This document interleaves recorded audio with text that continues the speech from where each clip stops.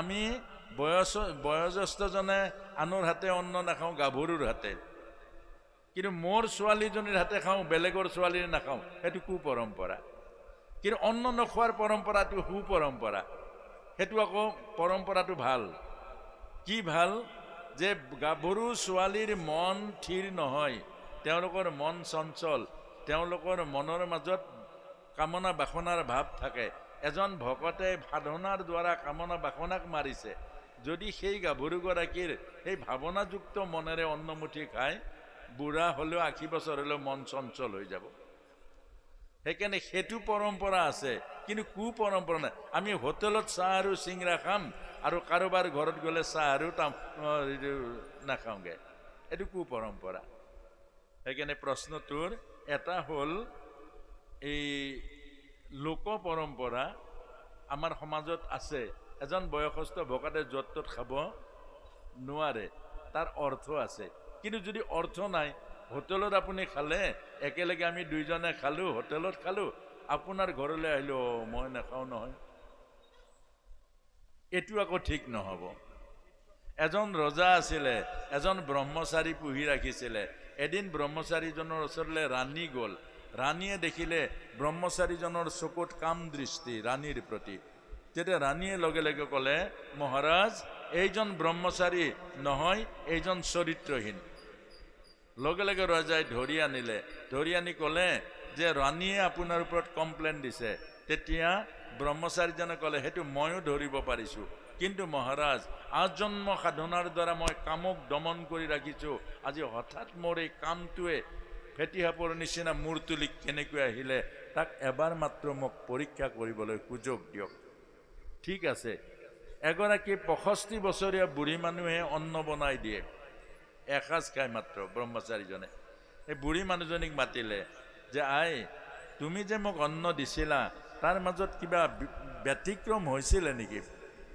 তেতিয়া ক'লে যে একো ব্যতিক্ৰম নাই হোৱা, মই কিন্তু এটা কথা, আজি 4 দিন আগত মোৰ ডাঙৰ কন্যাগৰাকীৰ এটা বৰ অথন্তৰ হ'ল, আৰু মই সেই ডাঙৰ কন্যাজনীৰ ওচৰত গ'লোঁ, আৰু মোৰ ঘৰত থকা কন্যাগৰাকীয়ে আপোনাক এসাঁজ মাত্ৰ অন্ন বনাই দিছিলে।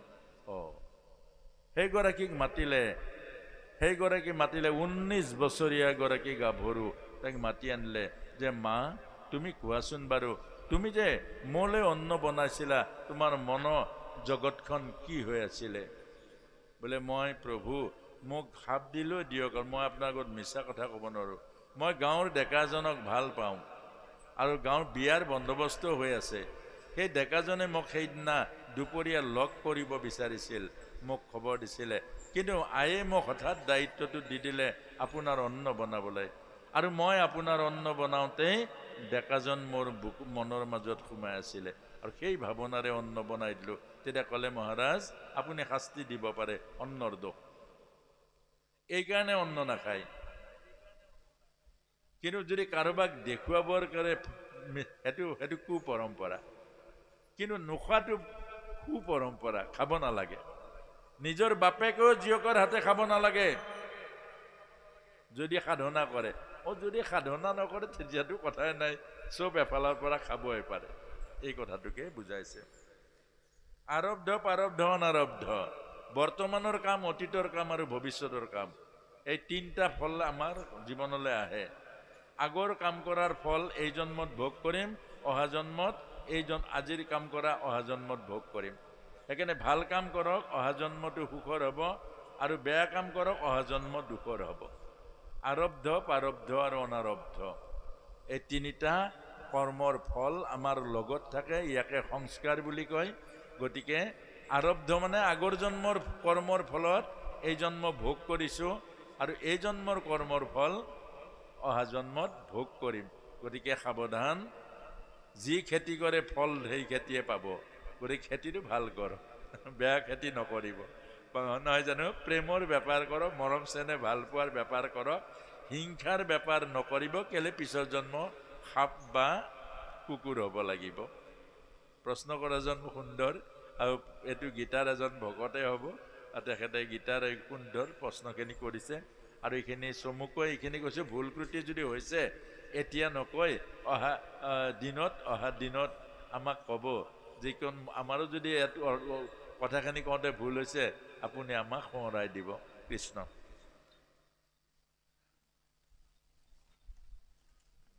এইখন এখন বহুত দীঘলীয়া যে গীতা শাস্ত্ৰৰ মূল্যৱান কথাবোৰ মানিম বুলি কৈছে। আপোনাক বহুত বহুত ধন্যবাদ। গীতা মানক আমি কোৱা কথা নামানিব। গীতাত যিখিনি কৈছে সত্য ভগৱানে কৈছে, মানুহে কথা কোৱাটো তাৰ বঢ়া দুটা থাকে। আৰু তাৰ পাছতে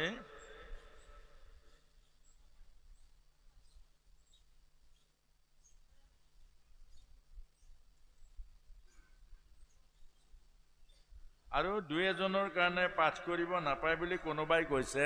সকামত পাঠ নকৰিব, ভকতৰ মাজত নিয়মত কৰিব লাগিব। নিজৰ কাৰণে জ্ঞানৰ কাৰণে পাঠ কৰিব পাৰিব, তাত কোনো বাধা নাই, সকলোৱে পাৰিব গীতা। কিন্তু ভকতৰ মাজত পাঠ কৰিব লাগিলে ভকতৰ নিয়মৰ মাজেৰে কৰিব লাগিব। আৰু সেইটো হ'ল সকামী। সকামত যদি ছিদ্ৰ হয়, এঘৰ গৃহস্থীয়ে এটা সকাম পাতিবলৈ 5,000 টকা খৰচা কৰিব আৰু আপুনি সকামটো ছিদ্ৰ লগালে 5,000 টকাটো এনেই যাব অথলে। গতিকে ছিদ্ৰ নোহোৱাকৈ কৰিব, তেতিয়া ভকতৰো পুণ্য হ'ব, সকামীৰ গৃহস্থীৰো কল্যাণ হ'ব। যদি ছিদ্ৰ ৰাখি কৰে ভকত অপৰাধী হ'ব আৰু গৃহস্থীৰ পইচাটো এনেই যাব। গতিকে সদায় এই সংকল্পিত বা সকামী কৰ্ম অপৰিপক্কভাৱে কোনেও নকৰিব, পৰিপক্ক হৈ ল'ব। কাৰণ কি শব্দ ভুল হ'লে, পাঠৰ ভুল হ'লে ফল নাপায়। কিন্তু নিজৰ জীৱনক গঢ়িবৰ কাৰণে গীতা পঢ়ক, তাত কোনো বাধা নাই। টেবুলত পঢ়ক, আপুনি ক'ৰবাত পঢ়ক, কিন্তু মৰ্যাদাটো হেৰুৱাব নোৱাৰিব। গীতাৰ মৰ্যাদাটো ৰাখিব লাগিব। এইখিনি লেঠাটো মাৰিয়ে দিওঁ। পিতৃ মাতৃৰ সেৱা সৰ্বশ্ৰেষ্ঠ সেৱা, কিন্তু পিতৃ মাতৃক সেৱা কৰিবলৈ যেনে ঘৰখনত কেনেকুৱা পৰিৱেশ হ'ব প্ৰয়োজন। পৰিৱেশ বনাই ল'ব পাৰি। এজন মানুহে মোক ঢেৰ গালি পাৰিলে, মই যদি শান্ত হওঁ, মই যদি সহনশীল হওঁ, গতিকে সেই গালিবোৰ এদিন মই পৰিৱৰ্তন কৰিব পাৰিম। ধৈৰ্য লাগিব, ধৈৰ্য লাগিব। আৰু আমাক কৈছে গুৰু যদি চোৰ হয়, গুৰুৱে যদি আপোনাক ঠগে, গুৰুৰ দোষ নেদেখিব, বামন ভগৱান কৰ বুলি ভাবি ল'ব। আৰু গুৰু যদি লম্পট হয়, তেতিয়া ভাবি ল'ব ভগৱান কৃষ্ণ। কৃষ্ণই 16,000 গোপীক নাচিছিল বাৰু বিয়া পাতিছিল। সেইকাৰণে গুৰুৰ দোষ নেদেখিব, পিতৃ মাতৃৰ দোষ নেদেখিব। কাৰণ কেলে পিতৃ মাতৃৰ দোষ দেখিলে আপুনিও নৰকত যাব আৰু সেৱাও হেৰাই যাব। ধৈৰ্য ধৰক। কেলে আপুনি দুখ যে আৰু কষ্ট পাইছে পূৰ্বজন্মৰ কৰ্মৰ ফল। আপুনি আগৰ জন্মত ল'ৰা ছোৱালীক তেনেকুৱা অত্যাচাৰ কৰিছিল, আপুনি আপোনাৰ ল'ৰা ছোৱালীক অত্যাচাৰ কৰিছিল। সেই অপৰাধৰ ফলত এই জন্মত আপোনাক এনেকুৱা এখন ঘৰ দিলে, যিখন ঘৰৰ পিতৃয়ে আপোনাক পথ দেখুৱাব লাগিছিল, সেই পিতৃয়ে আপোনাক দিনে ৰাতি অত্যাচাৰ কৰিব। আপুনি সহি যাওক, কেলে পূৰ্বজন্মৰ কৰ্মৰ ফল। এইকাৰণে আমাৰ ভগৱত গীতাত কৈছে সুচিনাং শ্ৰীমতাং গৃহে যোগভ্ৰষ্ট বিজায়তে। যি যোগী, যি ভাল কাম কৰে, সি ভাল পিতৃ মাতৃৰ ঘৰ পায়। আৰু ভাল পিতৃ মাতৃৰ ঘৰ পোৱাৰ লগে লগে তাৰ জীৱনটো আৰম্ভণিৰ পৰা ভাল হৈ যায়। কিন্তু যিজনে পাপ কৰে, অপৰাধ কৰে পূৰ্বজন্মৰ, তেওঁ বেয়া পিতৃ মাতৃৰ ঘৰ পায় আৰু বহুত দুখ আৰু কষ্ট খাব লগা হয়। ইয়াৰ কাৰণে কুন্তি মাতাই কৈছে পঞ্চপাণ্ডৱক, আনক দোষ নিদিবা, তোমাৰ কৰ্মৰ ফল তুমি ভোগ কৰা। আৰু এদিন সেই ভোগবোৰ যেতিয়া কাটি যাব, অৰ্থাৎ এজন অপৰাধীয়ে চুৰ কৰাৰ অপৰাধ মাত্ৰ এমাহ লকাপত থাকিব লাগে। লকাপত থাকি এমাহ পাছত গুচি আহিব আৰু চুৰ নকৰিব। তেতিয়া আপোনাৰ মোৰ জীৱন আশুদ্ধৰ হ'ব। গতিকে সহিবলৈ যত্ন কৰক। মাতৃৰ অপকৰ্মৰ বিৰুদ্ধে পুত্ৰই যেতিয়া বাধা প্ৰদান কৰে, তেতিয়া পুত্ৰ বোৱাৰীক ঘৰৰ পৰা বাহিৰ কৰি যায়। এইবোৰ বৰ্তমান কলিযুগ, এইবোৰ আমাৰ এতিয়া অপকৰ্মৰ ফল। গতিকে আপোনাক মই এটা কথাই জনাইছোঁ, এইখিনি নপঢ়োঁ, ভাল নালাগে। আপুনি আধ্যাত্মিক জীৱন যাপন কৰক। আধ্যাত্মিক জীৱন যাপনৰ অৰ্থ হ'ল নিজে নিজক চিনি পাওক, নিজে সাধনা কৰক আৰু নিজে নিজৰ জীৱনক পৰিশুদ্ধি কৰক। তথাপিও দোষ নেদিব। ভগৱান ৰামে যেতিয়া কৈকেয়ী মাই বনবাসলৈ পঠিয়াইছিল, কৈ মাক চৰণত ধৰি কৈছিলে, মা তুমি মোক বহুত উপকাৰ কৰিলা, কেলে এই তোমাৰ উপকাৰৰ মই ঋণ পৰিশোধ কৰিব নোৱাৰিম, কেলে তুমি যদি মোক বনবাস নিদিলাহেঁতেন মই ভগৱান হ'ব নোৱাৰিলোহেঁতেন। তুমি সমস্ত অপযশ মূৰ পাতি ললা। জগতত কৈ ৰামক বনবাস দিয়াৰ কাৰণে বহু অপযশ খালে, কিন্তু তাৰ অন্তৰত প্ৰভু ৰামে দেখিলে জ্ঞানৰ দৃষ্টিত যে ৰামক ভগৱান কৰিবৰ কাৰণে কৈ মা অপযশ মূৰ পাতি ললে। গতিকে আপোনাৰ এইটো সুযোগ, আপোনাৰ এইটোৱে সুযোগ, এইটো পূৰ্বজন্মৰ কৰ্মৰ পৰা আপুনি এইখিনি ফল পাইছে, আৰু আপুনি আধ্যাত্মিক সাধনা কৰক, আৰু আপুনি আগৰ জন্মৰ ফলখিনি শুদ্ধ কৰিবলৈ যত্ন কৰক। তথাপিও আপোনাক মায়ে জন্ম দিছে, তথাপিও আপোনাক পিতৃয়ে জন্ম দিছে। পিতা আৰু মাতা শব্দ দুটা লওক, দেখা পিতা মাতাক বাদ দিয়ক, পিতা মাতাৰ শব্দ দুটা লওক, পিতৃদেৱ ভৱ মাতৃদেৱ ভৱ। পিতা আৰু মাতা তথাপিও পূজনীয়। গতিকে আপুনি এই নিজেই কেনেকৈ পাৰে তাক আধ্যাত্মিক সাধন কৰিবৰ কাৰণে যত্ন কৰক। মা দেউতাক তথাপিও আপোনাৰ কষ্ট নিদিব, কেলে বেয়া মাত নামাতিব, কেলে পিতৃ আৰু মাতৃ শব্দ দুটাই হ'ল দেৱ ভৱ। গতিকে আপোনাৰ এইটো কাটি যাব, বেছি দিন নাথাকে। গতিকে সহিলে সম্পদ। আৰু কুন্তি মাতাই সেইটোৱে উপদেশ দিছে, আমিও সেই কথাটোকে কৈছোঁ। পঞ্চপাণ্ডৱক কৈছে যে, পঞ্চপাণ্ডৱক কৈছে যুধিষ্ঠিৰ ভীম অৰ্জুন নকুল সহদেৱ, দুৰ্যোধনৰ প্ৰতি বেয়া ভাৱ নানি বাবা, কৰ্ণ যে কৌৰৱৰ প্ৰতি বেয়া ভাৱ কেতিয়াও জন্ম নিদিবা হৃদয়ৰ মাজত, কেলে তোমালোকৰ পূৰ্বজন্মৰ কৰ্মৰ ফল আৰু ভগৱানৰ ইচ্ছাত ঘটিছে এইবোৰ কথা। গতিকে তোমালোকে যদি তোমাৰো হৃদয়খন নষ্ট কৰি দিয়া, তোমালোকে যদি হৃদয়খন প্ৰতিহিংসা বৰণ কৰি দিয়া, যে তেতিয়া তোমালোকে অধগতি যাবা, ঈশ্বৰক নাপাবা। সেইকাৰণে মনত ৰাখিব, আপোনাৰ মনটো আপুনি নষ্ট নহ'ব। পিতৃ মাতৃয়ে এইখিনি কৰিছে যে পিতৃ মাতৃ তথাপিও আপুনি নষ্ট নহ'ব, আপুনি নকৰিব। অৰ্থাৎ কোনোবাই শিলগুটি মাৰিছে, সহিবলৈ যত্ন কৰক। মেডিকেল আছে, মেডিকেলত মলম লগাওক। আপুনিও উল্টাই শিলগুটি নামাৰিব, তেতিয়া আপুনিও অপৰাধী হৈ পৰিব। এইখিনিকে দিছোঁ, আৰু আপুনি মোক দিনত কালি লগ কৰিব।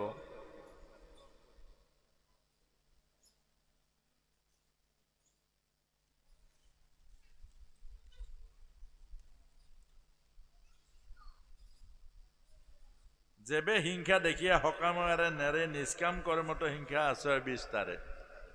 অৰ্থাৎ ভগৱত গীতাত কৈছে যে এজন হ'ল নিৰামিষ মানুহ, নহয়নে বাৰু? তেওঁৰ মনত হিংসা আছে নাই? আৰু ছাগলী ঘাঁহ খায়, কিন্তু ছাগলীতকৈ কাম কাৰো বেছি নাই। ছাগলী ঘাঁহ খায় নাখায়? ছাগলীতকৈ কামুক আৰু আছে নেকি? সেইকাৰণে ছাগলীতকৈ কামুক আৰু কিবা আছে জানো? সেইকাৰণে ছাগলী বলি দিয়ে। ছাগলী বলি নিদিয়ে, কামটো বলি দিয়ে। ছাগলী হ'ল প্ৰতীক। এতিয়া আমাক কৈছে নিষ্কাম কৰ্ম, তাতো হিংসা আছে। সকাম কৰ্ম, তাতো হিংসা আছে।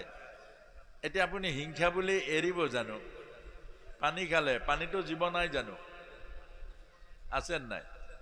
পানী উতলালে আপুনি আমিষা আহাৰ নাখায়, কিন্তু পানীটোতো উতালে, তাত ঢেৰ জীৱ জন্তু নমৰে জানো? সেইকাৰণে আপোনাক মোক কৈছে সদায় ভগৱানক অৰ্পণ কৰিব, তাত পাপ নহয়, তাত পাপ নহয়। নিষ্কাম আৰু সকাম এই দুইটাই সমান। কেতিয়াবা নিষ্কাম কৰ্ম কৰে অহংকাৰী হৈ যায়, মই চবতকৈ ওপৰত আছোঁ, মই নিষ্কাম সেৱা কৰিছোঁ। আৰু এজনে যে মই খামেই চব খাম, দুইজন একেই হৈ পৰে। এজন ভগৱানৰ নামত অভিমানী হয়, এজন সংসাৰৰ নামত দুইটাই অভিমান। সেইকাৰণে আমাক এটা কথা কৈছে, ভগৱানত অৰ্পণ কৰিলে সকলো কাম সুন্দৰ হ'ব, নহ'লে আপোনালৈ ফল যাবই। ধৰিব পাৰিছেনে? আপুনি মাছ মাংস খায়, আপোনাক যদি মই জোৰ কৰি এৰাওঁ, আপুনি নিৰামিষ হৈ যাব জানো? নাযায়। আপুনি লুকাই খাব, নহ'লে জিভাৰ লোভটো এৰিব নোৱাৰে। কোনোবাই খোৱা দেখিলে জিভাৰ পানী পৰিব, তাতকৈ খোৱাই ভাল। এই কথাটোকে কৈছে, সকাম আৰু নিষ্কাম এই দুইটাৰ পাৰ্থক্যটো দিছে। কিন্তু ভগৱানত অৰ্পণ কৰি দিয়ক, সেইটোৱে হ'ল সকলোতকৈ উত্তম। প্ৰভুত অৰ্পণ কৰি দিয়ক।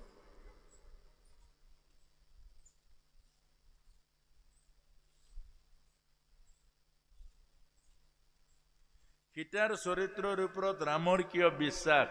ৰামৰ বিশ্বাস হাৰা নাই। প্ৰভু ৰাম স্বয়ং ভগৱান সীতাৰ লগত লীলা কৰিছে। যোৱাকালি কৈছোৱে, পাৰ্বতী মায়েও লীলাটো বুজি নাপায় আৰু মা যশোদায়ো লীলাটো বুজি নাপায়। এইবোৰ লীলা কৰিছে।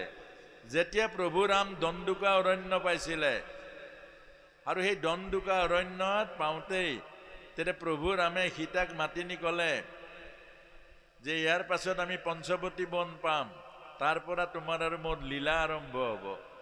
নাটক, লীলা মানে নাটক। কেলে নাটক কেলে কৰে? জগতক শিকাবৰ কাৰণে।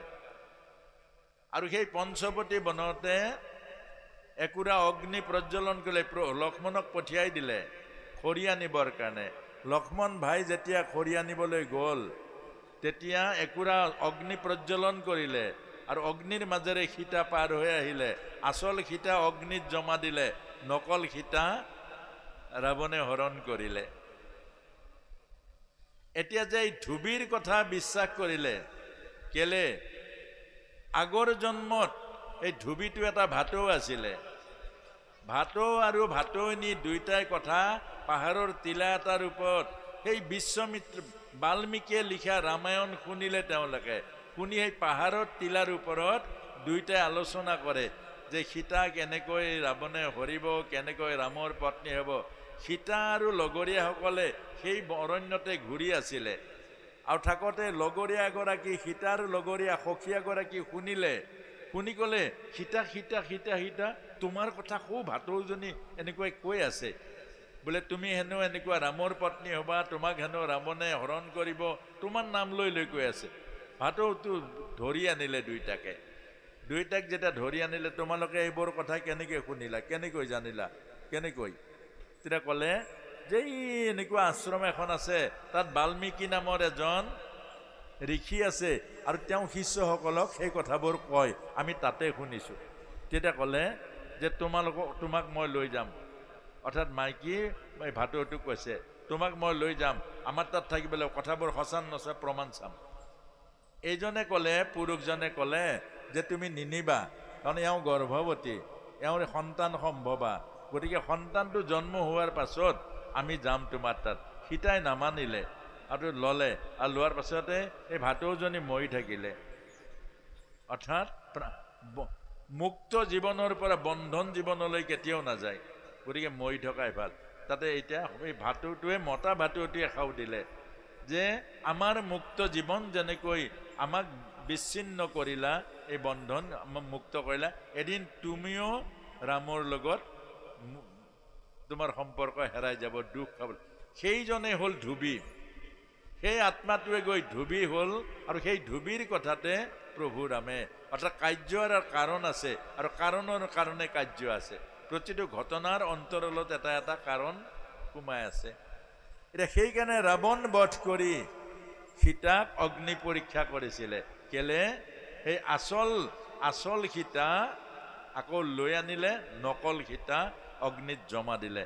গতিকে প্ৰভুৰ লীলাবোৰ বুজিবলৈ যত্ন কৰক। বহুত ভকতে কেতিয়াবা এই শিৱই যেতিয়া কাপোৰ খুলি যায় মোহিনীক দেখে, শিৱক গালি পাৰে। শিৱ আৰু বিষ্ণু এক তত্ত্ব, মাত্ৰ লীলা কৰি আমাক বুজাইছে। এইটো লীলা, হৰি হৰৰ লীলা কথা শুনা কৰ্ণ ভৰি।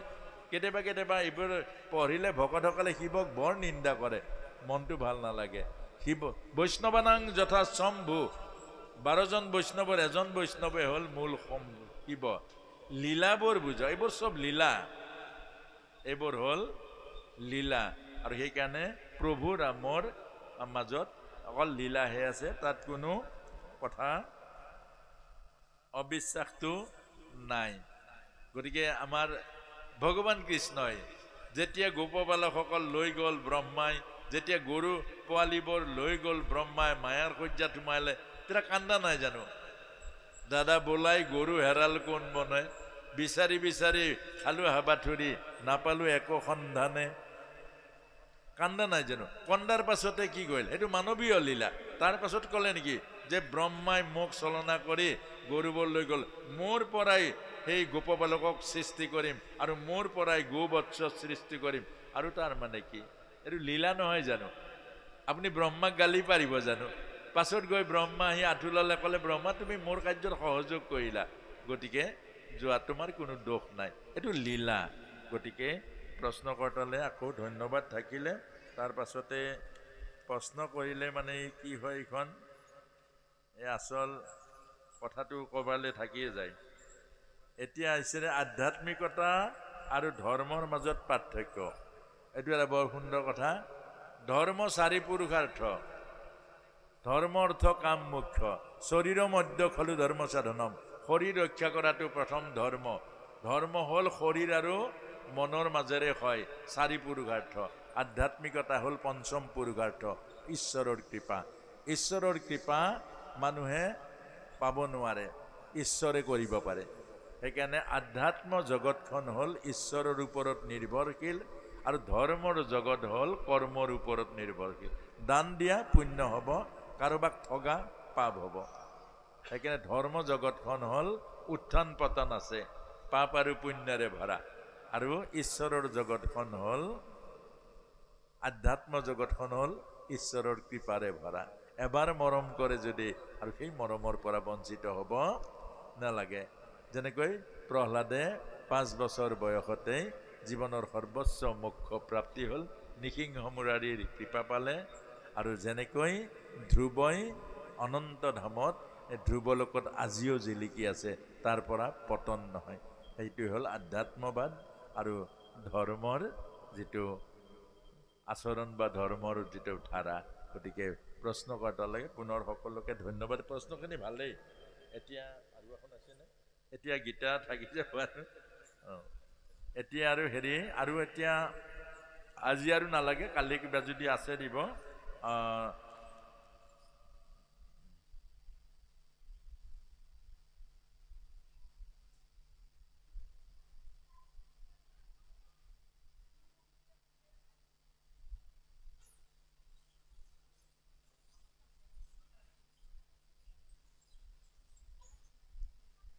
এইটো কেনেকুৱা লিখিছে? নামৰ আগত 9 বিধ দ্ৰব্যৰে সজোৱা শৰাই।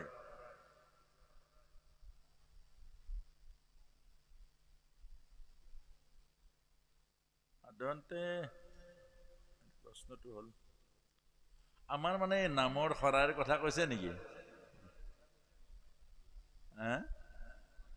9 বিধ দ্ৰব্য নহয়, 9 বিধ ভক্তিৰে সজায়। দ্ৰব্য হ'ল 4 বিধ। আমাৰ শৰাইখন সজায় 4 বিধেৰে। 4খন কটা গুৱা, 4টা তামোল, কল, 4টা নাৰিকল, 4 বিধ। এইটো পঞ্চপ্ৰসাদ শৰাই নহয়, সেইটো হ'ল পঞ্চপ্ৰসাদ। হ'লে সেইটো হ'ব আমাৰ এই কৰ্মকাণ্ডৰ। আৰু আমাৰ নামৰ 4 বিধে, তাৰমানে গুৰু, দেও, নাম, ভকত 4 তত্ত্বৰে। আৰু বাকীখিনি বটকে চব ক'বই নোৱাৰি, ক'লে বেয়া পাব ভকতে। অৰ্থাৎ 4 বিধেৰেহে আমাৰ গুৰুজনাৰ ভাগৱত ধৰ্ম শৰাই। অৰ্থাৎ এইটো গুৰু, দেও, নাম, ভকত বা জ্ঞান বিজ্ঞান তদং ৰহস্য। গতিকে এই ভকত চৰাই চিৰিকটিৰ আদি প্ৰাণীক আগবঢ়াব পাৰি নোৱাৰে। ভাল কথা, এইটো পাৰি। তেওঁলোকক ভকত ভাৱনাৰে, কেলে চব ভকতে, জাম্বুবন যদি ভকত হ'ব পাৰে, চৰাই চিৰিকটি কেলে নোৱাৰে? হয় না? কুকুৰ শৃগালৰ গদ্ধৰ্বৰ আত্মাৰাম। অৰ্থাৎ সকলোকে দিব পাৰি, কিন্তু জুঠাটো নিদিব। জুঠা তেওঁলোকে খায়, তেওঁলোকৰ জুঠা নাই। কিন্তু আপুনি জুঠা দিলে তুচ্ছ ভাৱনা হয়। কেলে? সকলোতেতো আত্মা আছে। গতিকে ভকতে ভকতৰ মাজত যেনেকৈ আত্মা দেখে, কুকুৰকো আত্মাই দেখে আৰু চৰাই চিৰিকটি। সেইকাৰণে একনাথে যেতিয়া বাঁহী ৰুটিখন কুকুৰটো লৈ গুচি গ'ল, পাছে পাছে দৌৰিছে, প্ৰভু ৰ'ব ৰ'ব ৰ'ব ৰ'ব ৰ'ব ৰ'ব, সেইখন বাঁহী ৰুটি, আজিৰ এইখন গৰম গৰম গৰম গৰম তাজা তাজা ৰুটি, এইখন খাওক এইখন খাওক। কুকুৰৰ পাছে পাছে দৌৰিছে।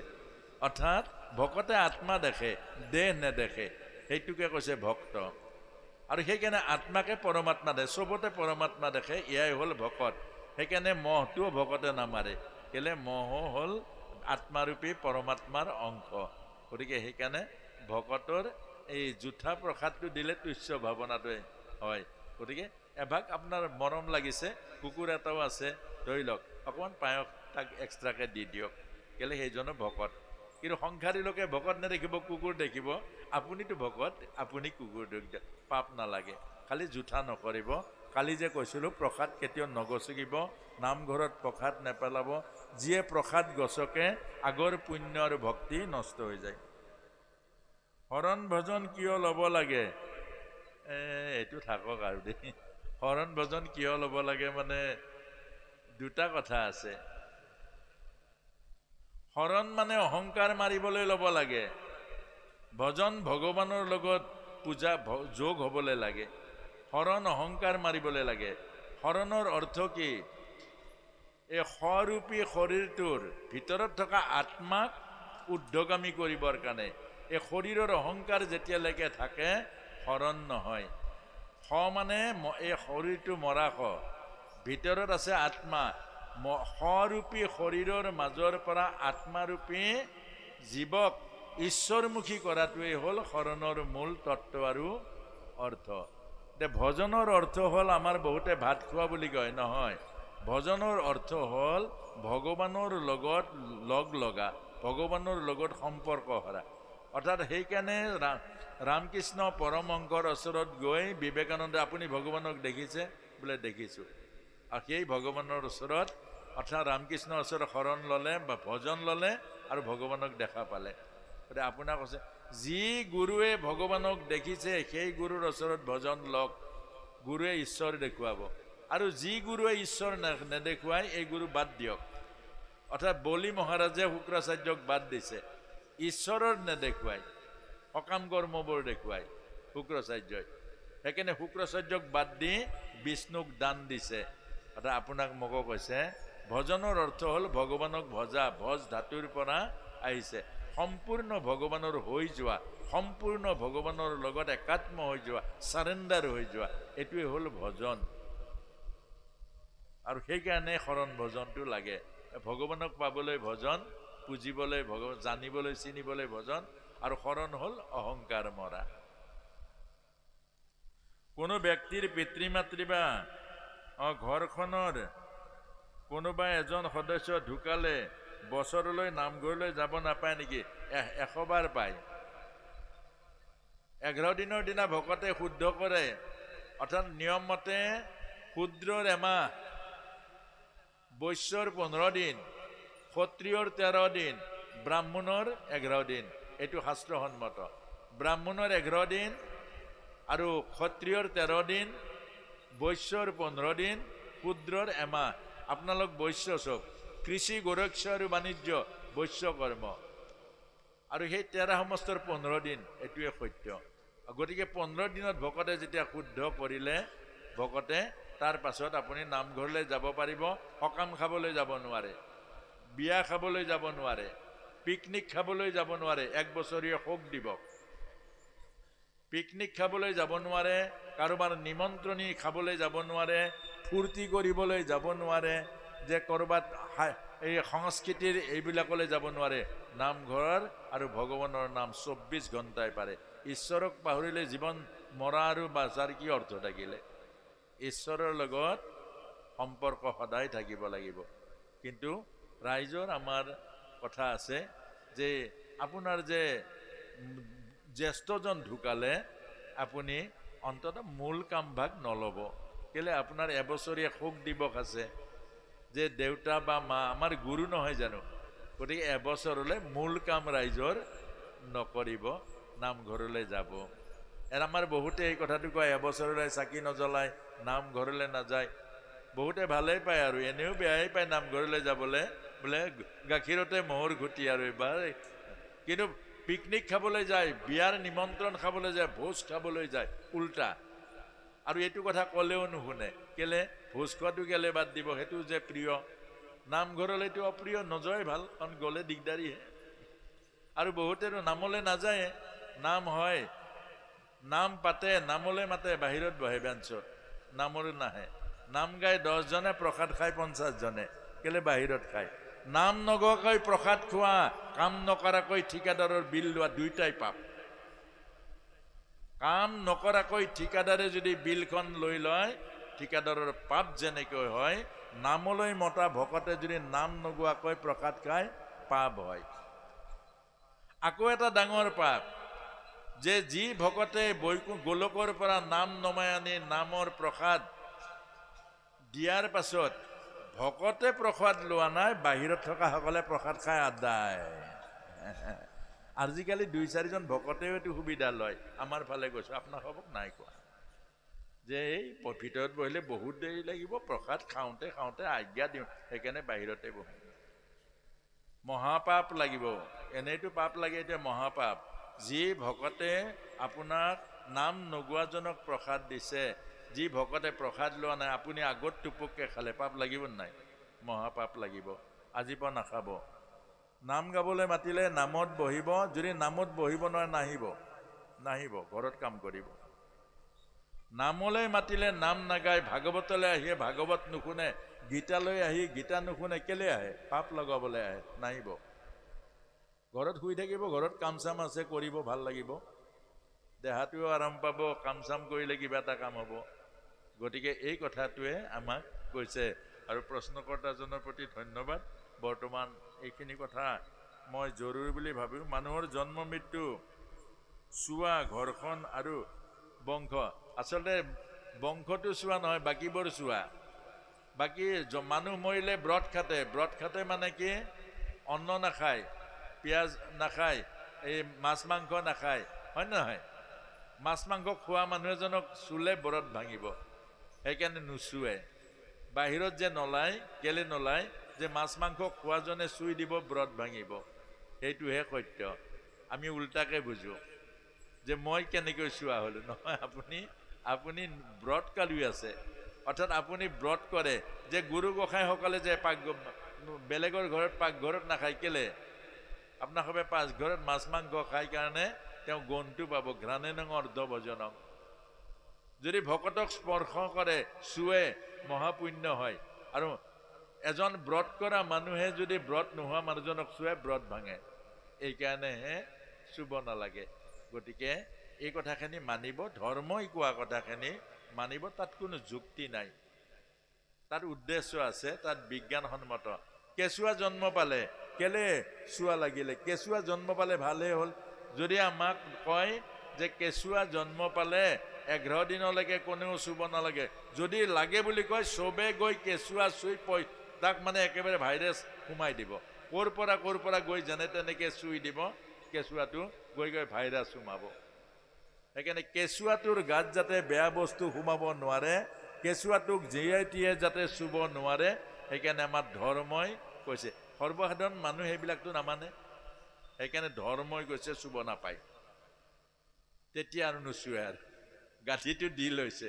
সেইকাৰণে ধৰ্ম ভালৰ কাৰণে তাত বিজ্ঞান আৰু দৰ্শন আছে। গতিকে তাক মানিবলৈ যত্ন কৰিব।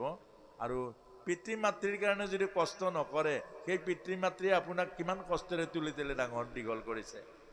গতিকে কষ্ট খাওক, পিতৃ মাতৃৰ কাৰণে কষ্ট পাব লাগে, তেতিয়াহে আপুনি পিতৃ মাতৃৰ প্ৰতি অন্তত ত্যাগ অকণমান কিবা এটা হ'ব। নহ'লে জীয়াই থকাততো আমাৰ ত্যাগ নাই। অন্তৰ্জু বিয়োগ হোৱাৰ পাছত জ্যেষ্ঠ ভাই, এজন গুৰুস্থানীয়, তেওঁৰ কাৰণে কেইদিনমান ব্ৰত খাটক, কেইদিনমান কষ্ট কৰক, অলপ ত্যাগ হওক, অলপ লোকচান হওক, কি কথা আছে? সেইকাৰণে এইখিনি মানিবলৈ যত্ন কৰিব।